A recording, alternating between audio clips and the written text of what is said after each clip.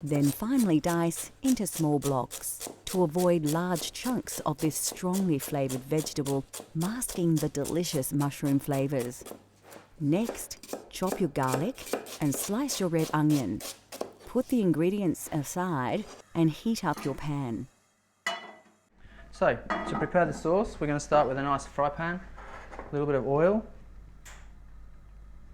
We want the oil to get nice and hot, almost smoking. The first thing we're going to add is our mushrooms, so they get a nice bit of colour on them.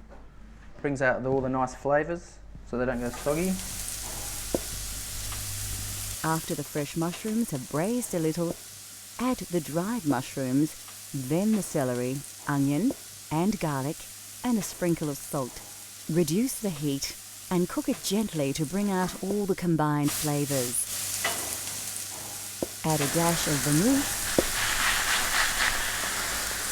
and some of the liquid stock you had the dried mushrooms in, and your Italian sauce will be taking shape. Next, add the butter and cook on a gentle heat with the juices. When the butter emulsifies, it will produce a nice rich sauce. Finally, add your chopped Italian parsley and stir it right through the sauce. Then set it aside to rest while you cook your pasta. Put your heavily salted water on the boil. Ensure that it is a strong, rolling boil before adding the fresh pasta you prepared earlier. Stir it around a little to prevent the pasta from sticking together. Fresh pasta won't take long to cook, about 3 to 5 minutes. Drain your pasta in a colander and put your sauce back on the heat. Make sure it is very shiny. You can add more stock or butter to get your sauce to the desired consistency. Add your drained pasta to the sauce in the pan and stir through. Make sure you have covered the pasta entirely with your mushroom sauce. Then you are ready to serve. Grate some Parmigiano Reggiano, commonly known as Parmesan cheese, over the dish. Just enough to give it some bite and some extra saltiness, but not so much it causes the dish to go gluggy. Finally, if you have them, shave some black truffle over the dish just before serving. Now, enjoy your authentic fettuccine al funghi.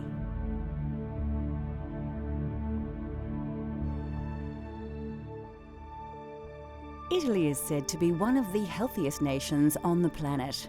And this is in large to do with a healthy diet, rich in vegetables and vegetable oils.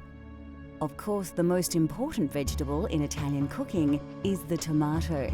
There are many varieties of tomato that are used in soups, sauces, and pasta dishes.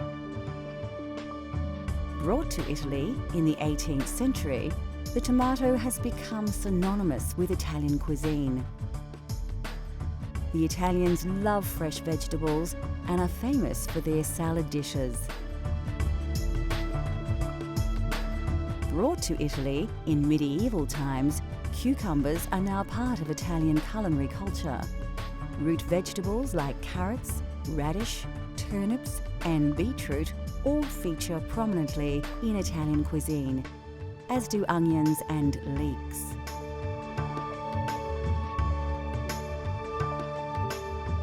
Cabbages, cauliflowers, spinach and rhubarb are also part of the Italian diet. Squash and pumpkins are often used as an accompaniment.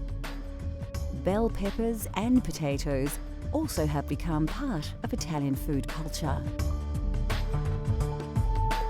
Melons, like cantaloupes named after the town of the same name near Rome, are often presented as a dessert. Asparagus is a common ingredient in many Italian dishes. Mushrooms are highly regarded in Italian cuisine, especially in the provinces in and around Tuscany.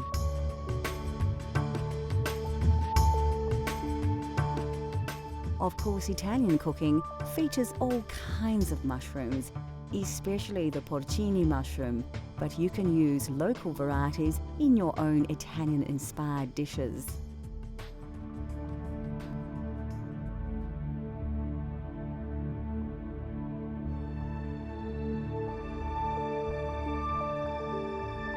Coffee originated in the highlands of Ethiopia and quickly spread across the Islamic world during the Middle Ages. It was only introduced to Europe via Italy as late as the 16th century by Venetian merchants who had been trading with Muslims from the East. Yet, we must thank Italians for defining coffee culture as we know it today. Italians are deeply passionate about their coffee, so naturally the quality of bean is exceptionally important. Coffee comes in 2 varieties, and Italians overwhelmingly prefer Arabica over the cheaper Robusta bean. Roasting beans changes their colour, taste, smell, and Italians enjoy a full roast bean, which are rich brown in colour and have a slightly oily surface. Italian baristas have created a wide range of ways in which to enjoy coffee. Cafe Espresso is brewed by forcing hot water under pressure through finely ground coffee. This process produces a highly concentrated shot of coffee, which actually forms the basis of many other drinks, such as a macchiato, which is simply a shot of espresso marked with a small drop of steamed milk. The most well-known Italian-style coffee is, of course, the cappuccino, and this cultural flavour of Italy has become increasingly popular right across the globe. Cafe latte is usually drunk at breakfast time, made with a full glass of steamed milk and a shot of espresso. This wholesome drink provides the perfect start to the day for many Italians. Coffee is drunk in a variety of ways, but generally speaking, Italians only add milk earlier in the day. With the exception of breakfast, coffee is rarely served alone and is usually enjoyed after a meal. The drinks, the roasting styles, barista techniques and the popular social aspects of drinking coffee have all been heavily influenced by Italy's love of the coffee bean. Next on Cultural Flavours, Italy. We explore a famous Tuscan twice-baked biscuit and its accompaniment and discover how to serve this delicious Italian treat.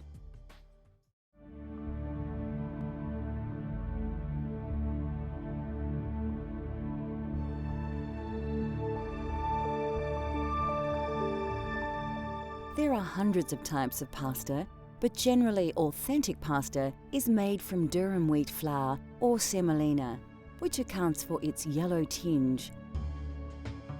Durum wheat is believed to have been introduced to Sicily by the Arabs in the 7th century, and pasta has become the national dish of Italy.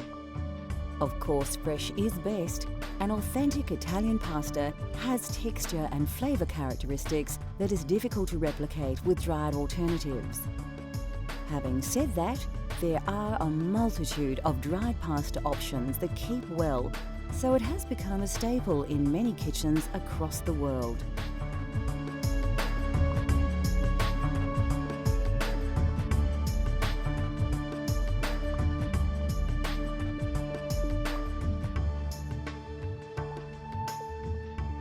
Italy produces 25% of all the olives grown globally from hundreds of varieties of olive tree.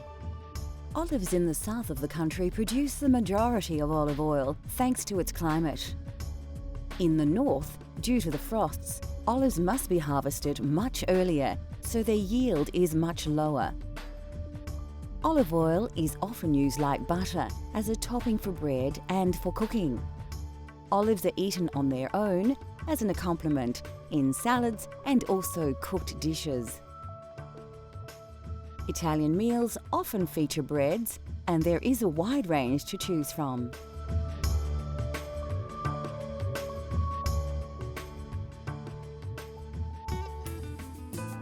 Italian food is rich with tradition, and there are few foods more traditional than biscotti.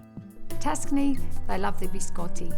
So they'll go to the local market and they'll get their flour and their sugar and the nuts, whatever nuts mum wants to use that might be in season, and they'll go home and there it will be in their beautiful kitchen, and they'll start mixing the flour, the eggs, the butter, the nuts, and then they'll roll and then they'll bake. And then with the biscotti, they need to slice them again, and then they'll need to rebake, so it's the double baked biscuit.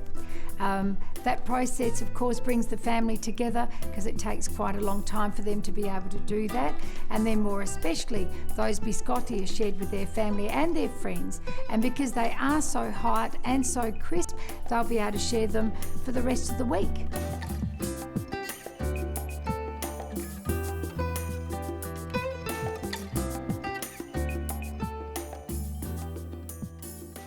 You won't need to look too hard for the ingredients in this recipe.